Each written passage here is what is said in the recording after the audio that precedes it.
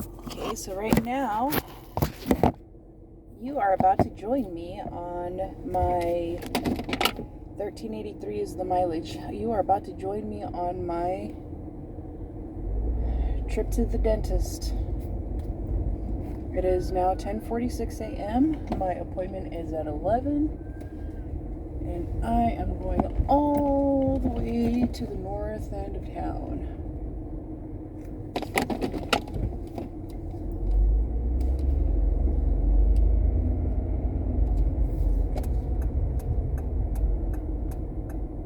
And I am not going to take Main Street because Main Street's got all the traffic.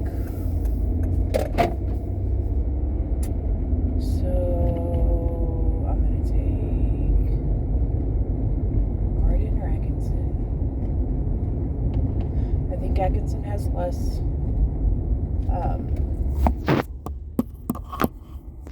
Atkinson's going to have less stops than Garden, and much less traffic, I think. So I think I'm going to take Atkinson.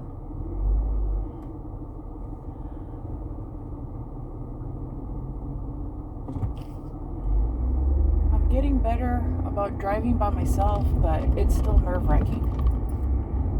And I think psychologically speaking, it's because of the fact that I was at work driving by myself when I was in the accident. And another accident that I had prior to that, like in 2015, that one, I hit a patch of black ice and spun out I did three spins, three circles, three spins. One to the left and two to the right. I turned into the spin and made it go the other direction. If I hadn't have done that, I would have hit the cement support for the bridge.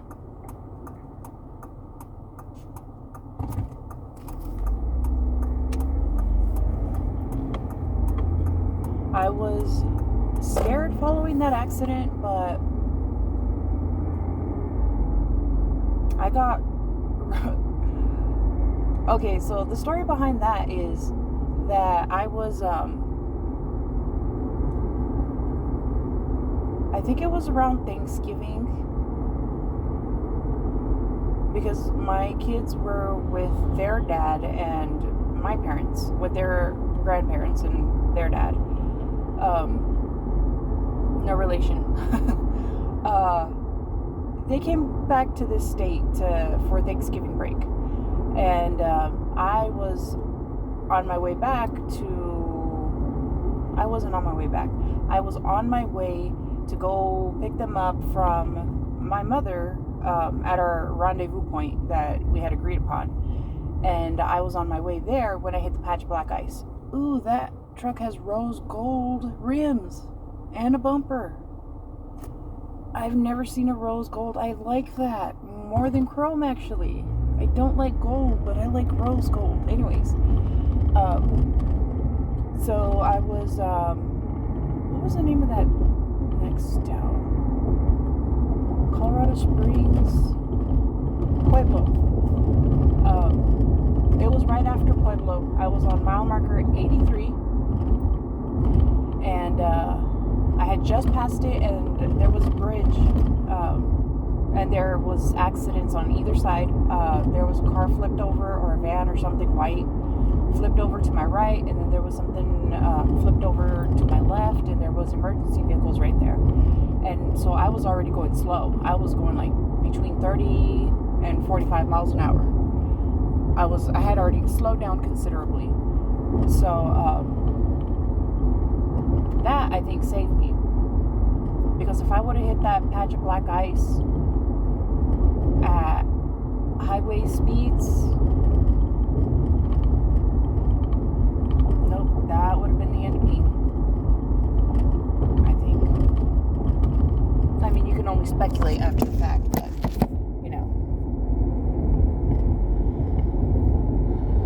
yeah, after that accident happened, I'm trying to position this differently. After that accident happened, I of course freaked out. I hit after I spun out. I turned into the skid, and then I started going the other way, and then I hit a snowbank, and I promise you, it was like I landed in a cloud, because it was just like pop, or like if I had landed in a pillow, a down pillow. It was just like soft, and I looked around. I opened my eyes because I had closed my eyes when I went into the spin. I actually let go of the steering wheel too at another point, right before I hit the thing. I had already closed my eyes, and my life was flashing before my eyes. I thought I was gonna die. I thought that was it. But yeah. So I got out of the car. This lady pulled over that had seen what had happened. She said, "Oh my God, are you okay?" And I said, "Yeah, I'm fine." And she said, "Are you sure? I saw the whole thing." And I said, "Yeah, I'm just a little shook up. I'll be fine. I'm okay. And she started driving away. And then I eventually got the door to the vehicle open, because I had landed in the snow. So the snow was pressed up against the door, keeping it closed. So I eventually got the door open. And then I'm looking around trying to assess the situation. Trying to keep my wits about me. And I said, okay, I gotta dig myself out of the snow. The car seems like it's fine. I gotta dig myself out of the snow. I gotta move the car. And so I'm looking around, looking on the ground. I look in the trunk. There's a piece of cardboard in the trunk. I shove that under one of the tires, and then I'm looking by the road, and I find an empty bottle of Pennzoil oil. It was a black bottle of Pennzoil. I remember, because it had the green label on it too, and it was smashed. So I started using that to try to move the snow, like a shovel, like to try to dig it.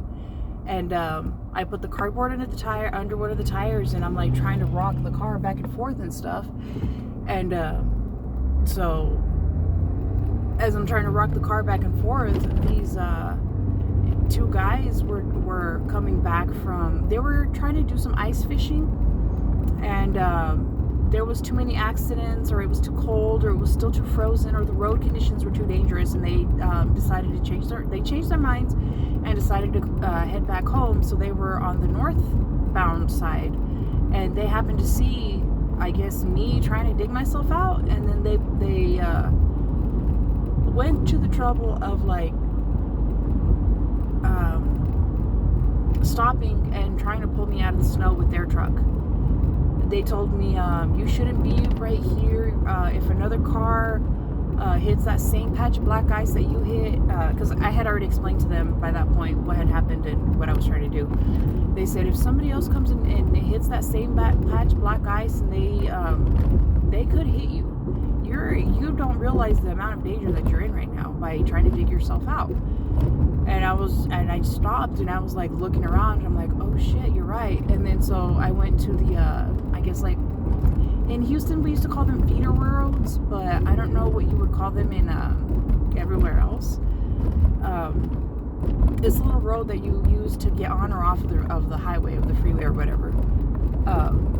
So I walked over to that because the vehicle was in like that patch of grass between that little road and the highway, and that's where I had landed. And so they're trying to dig me out, however, as best as they can. And then a tow truck comes along, and I'm like, oh shit, they're gonna charge me all kinds of shit, all kinds of money to get me out of the snow. And the guy asked me if I wanted his help, and I was like, oh no, thank you, I can't afford a tow truck right now. And he says, a tow truck? No, I'm not going to charge you. I'm going to do this for free. I'm not like all these other people that, oh no, there's a big accident up here, something's going on.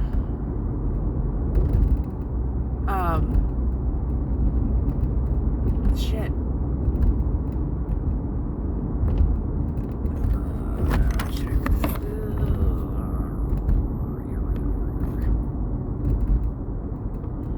So yeah, he was saying that he wasn't going to charge me, that he was doing a good deed, and that he wasn't like the rest of the tow truck drivers that charge people to help them out in a time of need like that, and whatever. So he managed to pull us out. Hang on,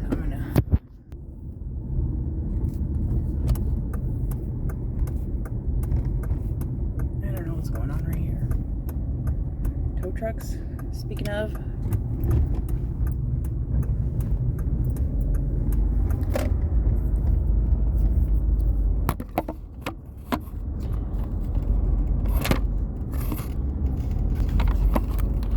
But yeah, so they get me out, and then the two men told me, follow us, we're gonna pull over in Pueblo, we'll give your car, we'll look at your car and make sure that it's roadworthy. Well, they had given it a once over before I started driving it, just to make sure that I could drive it. And then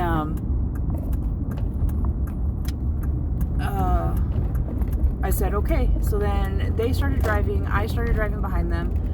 And I don't know why I did this, but they pulled off and I kept going. I don't know if it was anxiety, social anxiety. I don't know what it was. I just kept going. I didn't even wave at them. I should have thanked them. I should have, I went back afterwards and I made a Facebook post and, put the thank you out to the universe. But I mean, I should have shook their hands. I should have done something. I don't know how to be around people. I'm socially awkward. I wasn't, Wow, you are dressed a little. Ooh. Sorry. Sorry.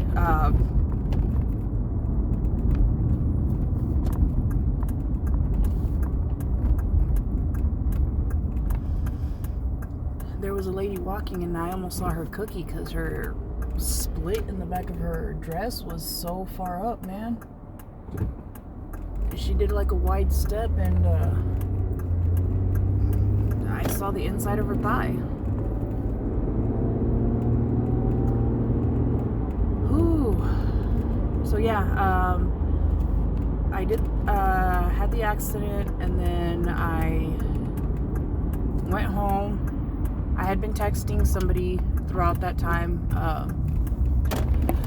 Cause see, from the very beginning, from the very morning, I did not feel good about that trip. I had texted somebody, I don't feel good about this trip. I have a bad feeling.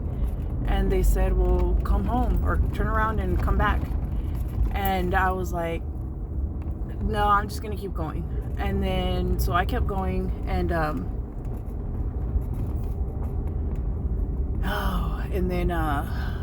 I kept going.